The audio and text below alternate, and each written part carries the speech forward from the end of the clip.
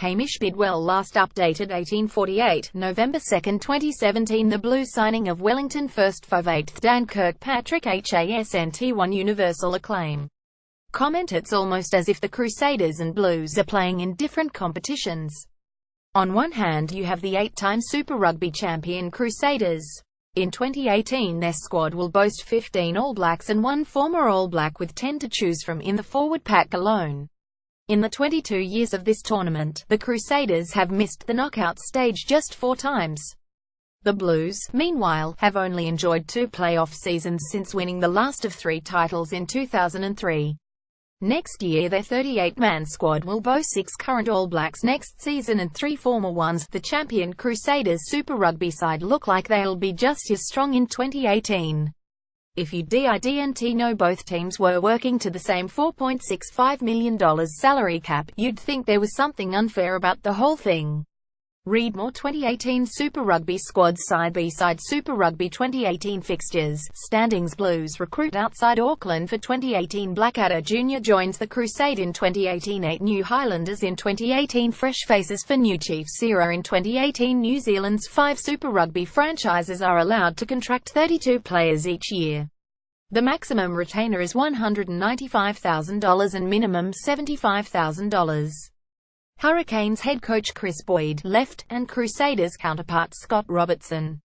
Beyond that are what used to be known as wider contract players, now called draft New Zealand contract players. Teams are permitted to sign 6 on retainers of $50,000. What can't be measured in monetary terms are things such as relationships, culture, talent identification, coaching, identity and legacy.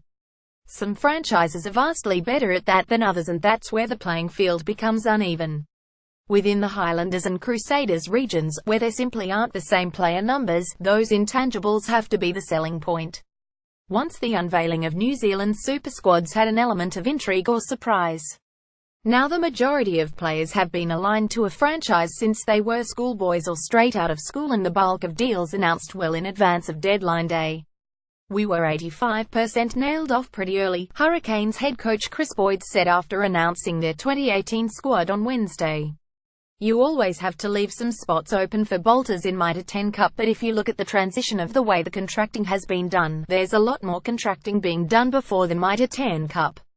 So the opportunity for guys to put their hand up is definitely becoming slightly less, but our last 2 decisions were made 2 days ago and we still had some genuine contenders for those positions."